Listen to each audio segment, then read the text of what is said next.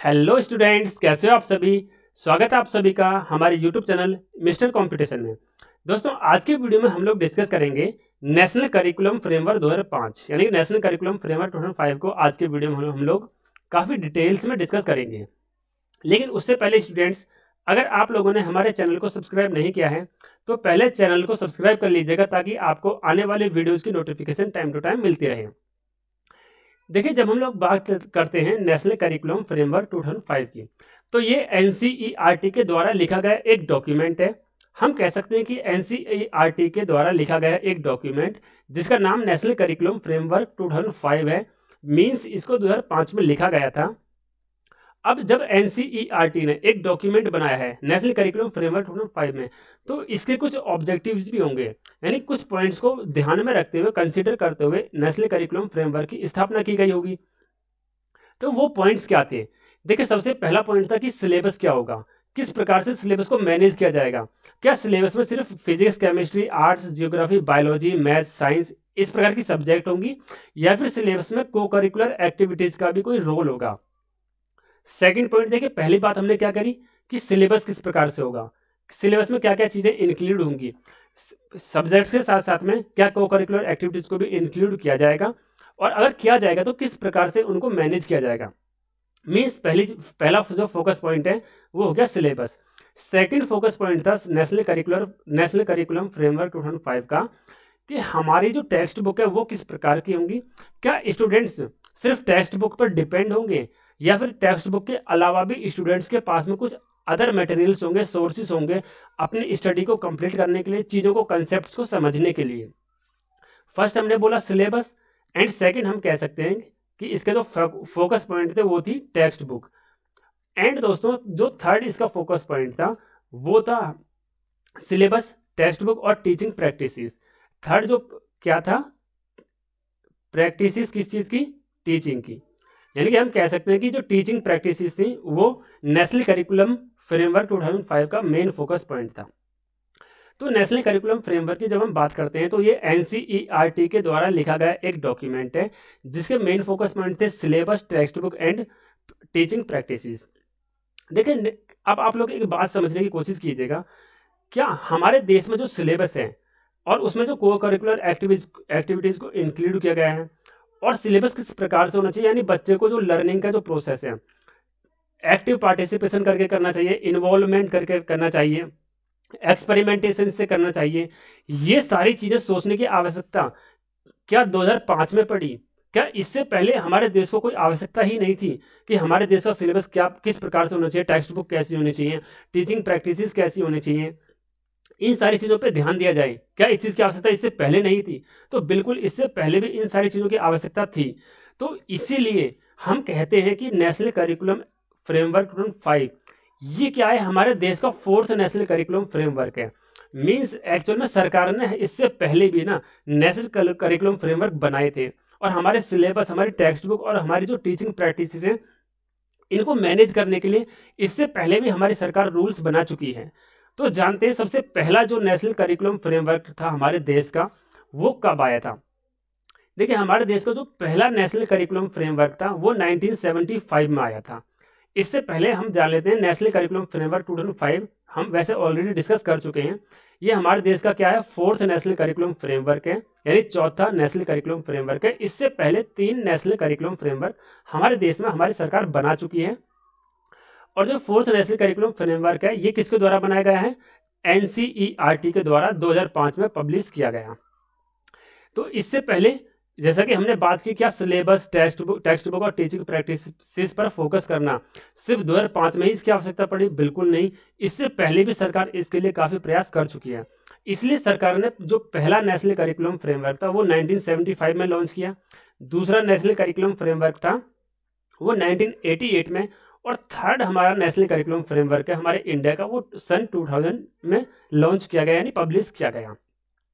और अब हमारा जो फिलहाल आज की टॉपिक में जो हम नेशनल करिकुलम फ्रेमवर्क पढ़ रहे हैं वो 2005 का है, जो लेटेस्ट है। देखिए, सेकंड पॉइंट ये आता है कि जो पहले 3 नेशनल करिकुलम फ्रेमवर्क थे ये तीनों बेस्ड थे बिहेवियरिज्म पर। काफ़ी इंपॉर्टेंट क्वेश्चन होता है दोस्तों, सीटेट, DSSB, KVS, NVS, किसी भी टीचिंग एग्जाम की अगर आप तैयारी कर रहे हैं तो ये काफ़ी इम्पोर्टेंट क्वेश्चन है और काफ़ी बार रिपीट हो चुका है कि हमारे जो पहले 3 नेशनल करिकुलम फ्रेमवर्क थे वो किस पर बेस्ड थे, बिहेवियरिज्म पर बेस्ड थे। और जो हमारा नेशनल करिकुलम फ्रेमवर्क 2005 है ये बेस्ड है कंस्ट्रक्टिविज्म पर। देखिए कंस्ट्रक्टिविज्म क्या होता है, जब बच्चा किसी भी लर्निंग को एक्टिवली पार्टिसिपेट करके, किसी चीज़ में इंगेजमेंट करके, यानी एक्सपेरिमेंटेशन करके, खुद ये किसी चीज़ में इन्वॉल्व होकर, और इन सारी चीज़ों से बच्चा जब अपनी नॉलेज को खुद बनाता है, क्रिएट करता है, सृजन करता है, यानी अपनी नॉलेज का बच्चा जब कंस्ट्रक्शन करता है, कंस्ट्रक्ट करता है अपनी नॉलेज को, तो इसी को हम कहते हैं बेस्ड ऑन कंस्ट्रक्टिविज्म, यानी कंस्ट्रक्टिविज्म का सिद्धांत। तो हमने अभी तक बात की हमारे जो फर्स्ट जो 3 नेशनल करिकुलम थे, नेशनल करिकुलम फ्रेमवर्क थे, वो बिहेवियरिज्म पर बेस्ड थे। और इसके बाद जो हमारा लेटेस्ट नेशनल करिकुलम फ्रेमवर्क है वो कंस्ट्रक्टिविज्म पर बेस्ड है। अब देखिए जब हमारे देश में चौथा नेशनल करिकुलम फ्रेमवर्क 2005 एनसीईआरटी के द्वारा बनाया जा रहा था, एक जो ये डॉक्यूमेंट है एनसीईआरटी के द्वारा बनाया जा रहा था, तो एनसीईआरटी ने एक संस्था की स्थापना की, मीन्स एक कमेटी बिठाई और कुछ लोगों के ग्रुप्स को उसमें एक तरह से इकट्ठा किया कि भाई तुम लोगों को क्या करना है, हमारे देश का नेशनल करिकुलम फ्रेमवर्क 2005 बनाना है। क्योंकि हमारे इससे पहले जो नेशनल करिकुलम फ्रेमवर्क थे उनमें कुछ ना कुछ कमियां थी, तो इन्हीं कमियों को पूरा करने के लिए हमारे देश में, स्टूडेंट्स एक सेकंड रुकिएगा, मैं लैपटॉप को चार्जिंग पे लगा देता हूँ।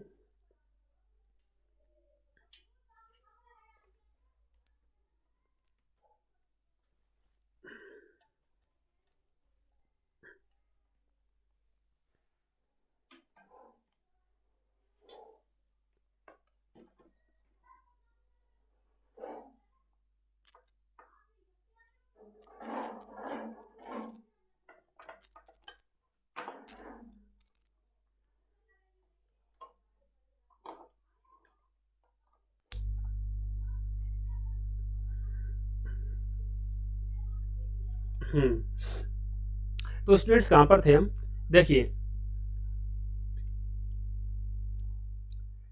हमने बात की कि हमारा जो फोर्थ नेशनल करिकुलम फ्रेमवर्क 2005 है, इससे पहले 3 नेशनल करिकुलम फ्रेमवर्क आ चुके थे जो कि बिहेवियरिज्म पर बेस्ड थे, और हमारे देश का 5वां नेशनल करिकुलम फ्रेमवर्क कंस्ट्रक्टिविज्म पर बेस्ड है। अब जब एनसीईआरटी 2005 का जो नेशनल करिकुलम फ्रेमवर्क थी इसको बनाने वाली थी, तो एनसीईआरटी ने कुछ मेंबर्स को इकट्ठा किया, और वो टोटल मेंबर्स कितने थे, टोटल मेंबर्स थे 38। इन 38 मेंबर्स को एनसीईआरटी ने एक जगह इकट्ठा किया और बोला कि भाई तुम लोगों को क्या है, हमारे देश का नेशनल करिकुलम फ्रेमवर्क बनाना है, क्योंकि इससे पहले के जो नेशनल करिकुलम फ्रेमवर्क थे उनमें कुछ ना कुछ कमियां थी। अब वो कमियां क्या थी, उन सारी कमियों को इस कमेटी को सुधारना था और एक नया नेशनल करिकुलम फ्रेमवर्क 2005 बनाना था। मीन्स उस टाइम पर डिसाइड नहीं था कि वो 2005 था, वो तो नेशनल करिकुलम फ्रेमवर्क बना रहे थे और 2005 में ये कंप्लीट हुआ और पब्लिश हुआ, इसलिए इसका नाम 2005 आखिर में इसके जोड़ दिया गया। एक्चुअली उन्होंने नेशनल करिकुलम फ्रेमवर्क बनाया। अब जो ये 38 मेंबर्स थे, इन 38 मेंबर्स में से एक इनके चेयरमैन थे। एक तो हेड होना चाहिए ना किसी भी कमेटी में, जिसकी लोग बात सुने और जिसकी बेस पर एक कमेटी काम करे, जिसके इंस्ट्रक्शंस पर। तो इसीलिए इन 38 मेंबर्स का एक क्या थे, चेयरमैन थे, जिनको हम अध्यक्ष कह सकते हैं हिंदी में। इनका नाम था प्रोफेसर यशपाल। क्या नाम था इनका, प्रोफेसर यशपाल। इन 38 मेंबर्स की कमेटी के चेयरमैन थे। देखिए अब इन्हीं 38 मेंबर्स की कमेटी के जो चेयरमैन है, इनकी सहायता से यानी इनकी अध्यक्षता में इन 38 मेंबर्स ने मिलकर हमारे देश का जो नेशनल करिकुलम फ्रेमवर्क है 2005 इसका निर्माण किया। अब स्टूडेंट समझेंगे जो हमारे 38 मेंबर्स थे, इन 38 मेंबर्स में से अगर आपके सीटेट में प्रश्न आता है कि कितने मेंबर्स थे टोटल नेशनल करिकुलम फ्रेमवर्क 2005 को बनाने के लिए, तो इसमें आपको ना कभी कभार तो क्या है, आपको टोटल 35 मेंबर्स देखने को मिलेंगे, यानी कि टोटल 35 मेंबर्स थे, और कहीं कहीं पर आपको 38 मेंबर्स देखने को मिलेंगे। तो अगर आपके सवाल में सपोज कीजिए 38 नहीं होता है, यानी आपके पास में एक प्रश्न आया सीटेट के प्रश्न, उसमें क्वेश्चन आंसर में मीन सीटेट के पेपर में अगर आपके पास में एक क्वेश्चन आता है कि टोटल मेंबर्स कितने थे नेशनल करिकुलम फ्रेमवर्क 2005 को बनाते टाइम पर, और उसमें आपके ऑप्शन में 38 नहीं होता है, तो आप 35 को भी राइट क्लिक कर सकते हैं, क्योंकि जो 38 मेंबर्स थे ना, इनमें से 35 मेंबर्स तो प्रोफेसर यशपाल की जो कमेटी थी, प्रोफेसर यशपाल जो चेयरमैन थे, इनकी कमेटी में 35 मेंबर्स थे, और बचे हुए जो 3 मेंबर्स थे ना, वो एनसीईआरटी के द्वारा दिए गए थे, यानी कि एनसीईआरटी के मेंबर्स थे, वो प्रोफेसर यशपाल की अध्यक्षता में काम नहीं कर रहे थे। तो इसलिए कभी कभार सीटेट के पेपर में जो क्वेश्चन आता है उसमें ऑप्शन में 38 नहीं होता है, तो ऐसे में आप लोग क्या करेंगे, आप लोग 35 को भी राइट क्लिक कर सकते हैं। लेकिन जहां पर 35 एंड 38 दोनों ऑप्शन में होंगे, वहां पर आपका आंसर 38 ही होगा, क्योंकि एक्चुअल में जो टोटल मेंबर्स थे वो कितने थे, 38 थे। अच्छा देखिए, अभी तक हमने क्या बात की कि नेशनल करिकुलम फ्रेमवर्क को बनाने के लिए एक कमेटी की स्थापना हुई, जिसमें टोटल 35 या फिर 38 मेंबर्स थे, जिनके चेयरमैन का नाम था प्रोफेसर यशपाल। और प्रोफेसर यशपाल की सहायता से ही, इनकी अध्यक्षता से ही हमारे देश का नेशनल करिकुलम फ्रेमवर्क 2005 की स्थापना की गई, जो कि कंस्ट्रक्टिविज्म पर बेस्ड है। इसके बाद देखते हैं जो नेशनल करिकुलम फ्रेमवर्क 2005 है, इसके जो गाइडलाइंस हैं, हम ऑलरेडी वैसे डिस्कस कर चुके हैं। किस चीज पर गाइडलाइंस हैं, ये सिलेबस पर, कि हमारा सिलेबस कैसा होगा। हमारे सिलेबस में को करिकुलर एक्टिविटीज को भी इंक्लूड किया जाएगा, और अगर किया जाएगा तो किस प्रकार से, हमारे सिलेबस को कैसे पढ़ाया जाएगा, सिलेबस को पढ़ाने का तरीका कैसा होगा, क्या बच्चे सिर्फ रोट मेमोराइजेशन करेंगे या फिर उसको समझेंगे, कंसेप्ट को समझेंगे भी। टेक्स्ट बुक किस प्रकार की होंगी, टेक्स्ट बुक्स पर स्टूडेंट्स या फिर टीचर्स की जो निर्भरता है वो कितने हद तक होगी, हमारी टीचिंग प्रैक्टिसेस क्या होंगी, इन सारी चीजों का डिस्कशन क्या है हमारे नेशनल करिकुलम फ्रेमवर्क 2005 में किया गया है। सेकंड आता है national curriculum framework is based on previous government reports. देखिए, जो नेशनल करिकुलम फ्रेमवर्क है ये कुछ गवर्नमेंट की प्रीवियस रिपोर्ट्स थी उन पर बेस्ड है। जैसे कि वो रिपोर्ट्स क्या हैं, वो रिपोर्ट्स है नेशनल एजुकेशन पॉलिसी 1986। देखिए, हमारे देश में नेशनल एजुकेशन पॉलिसी 2020 अभी लेटेस्ट आई है, लेकिन इससे पहले क्या है, एक नेशनल एजुकेशन पॉलिसी थी जो कि 1986 की नेशनल एजुकेशन पॉलिसी थी। अब इस नेशनल एजुकेशन पॉलिसी के बेस्ड पर ही, इसी रिपोर्ट के बेस्ड पर क्या है, हमारे देश का नेशनल करिकुलम फ्रेमवर्क 2005 की स्थापना हुई है। और हमारे देश का जो नेशनल करिकुलम फ्रेमवर्क 2005 जो कि प्रोफेसर यशपाल की अध्यक्षता में लिखा गया, इसका जो एक हम कह सकते हैं स्लोगन है, जो कि है लर्निंग विदाउट बर्डन। यानी हमारी जो पढ़ाई है ना, हमारी जो लर्निंग है वो बिना किसी बर्डन के होनी चाहिए। हमारी पढ़ाई पर ऐसा कुछ बर्डन नहीं होना चाहिए कि बच्चों को बर्डन की वजह से, बोझ की वजह से दबाव फील हो, और लर्निंग की जो एक्टिविटी है उसको करने में उसको प्रॉब्लम फील हो। सेकंड दोस्तों, जो नेशनल करिकुलम फ्रेमवर्क है,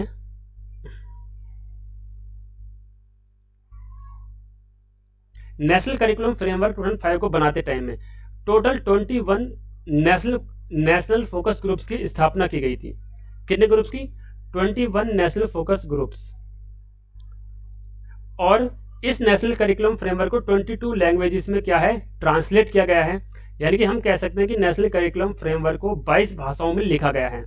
देखिए, ये 3 कंसेप्ट ना काफी इंपॉर्टेंट है, स्टूडेंट्स काफी बार कंफ्यूज हो जाते हैं।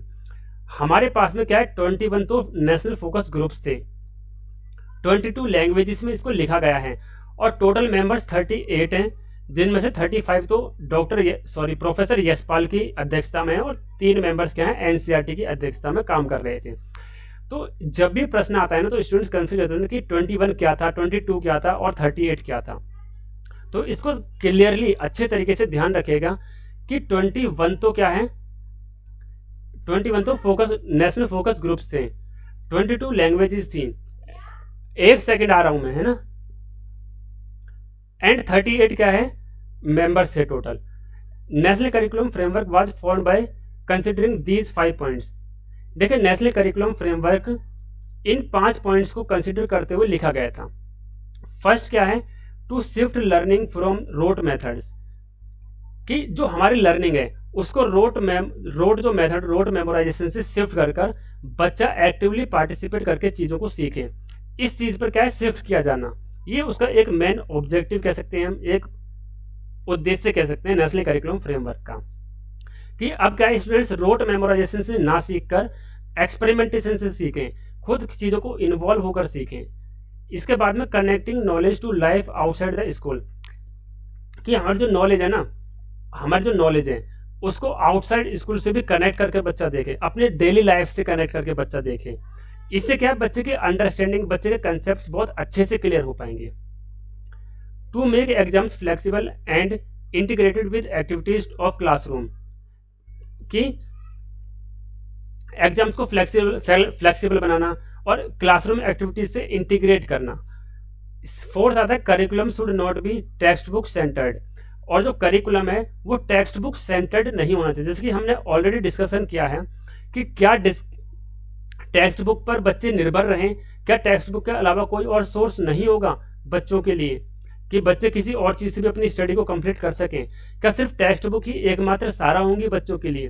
तो इसीलिए नेशनल करिकुलम फ्रेमवर्क 2005 का उद्देश्य था कि टेक्स्ट बुक सेंटर्ड हमारा जो सिलेबस है, हमारा जो करिकुलम है, वो सिर्फ टेक्स्ट बुक सेंटर्ड ना रहकर टेक्स्ट बुक सिर्फ उसका एक पार्ट होना चाहिए छोटा सा, बल्कि टेक्स्ट बुक से एक्स्ट्रा भी चीजें दूसरी जगहों से सीखने मीन्स स्टूडेंट सीख सकें। एंड इसके बाद आता है democratic polity of the country, यानी कि स्टूडेंट्स में क्या है, एक मॉरल वैल्यू, स्टूडेंट्स को एक अच्छा व्यक्ति बनाना भी हमारे नेशनल करिकुलम फ्रेमवर्क का एक उद्देश्य है। तो देखिए हम अभी तक क्या जान चुके हैं कि नेशनल करिकुलम फ्रेमवर्क के 5 बेसिक मेन ऑब्जेक्टिव्स थे, उद्देश्य थे, जिन पॉइंट्स को नेशनल करिकुलम फ्रेमवर्क ने ध्यान में रखते हुए इस रिपोर्ट की स्थापना की है। पहला क्या है, रोट मेमोराइजेशन से लाइव एक्सपेरिमेंटेशन करके सीखने पर शिफ्ट करना। दूसरा क्या है, जो नॉलेज है बच्चे की उसको outside the world, outside the school से कनेक्ट करना, यानी अपने डेली लाइफ से उसको कनेक्ट करके देखना, समझ पाना। थर्ड है कि एग्जाम्स को फ्लेक्सिबल बनाना और क्लासरूम की एक्टिविटी से इंटीग्रेट करना। फोर्थ है टेक्स्ट बुक, जो करिकुलम है वो टेक्स्ट बुक सेंटर्ड नहीं रहना चाहिए, बल्कि टेक्स्ट बुक सिर्फ उसका एक पार्ट होना चाहिए। एंड फिफ्थ है कि बच्चे को एक अच्छा व्यक्ति बनाना, एक अच्छा भारत का नागरिक बनाना। ये सारे क्या है, नेशनल करिकुलम फ्रेमवर्क के ऑब्जेक्टिव्स थे।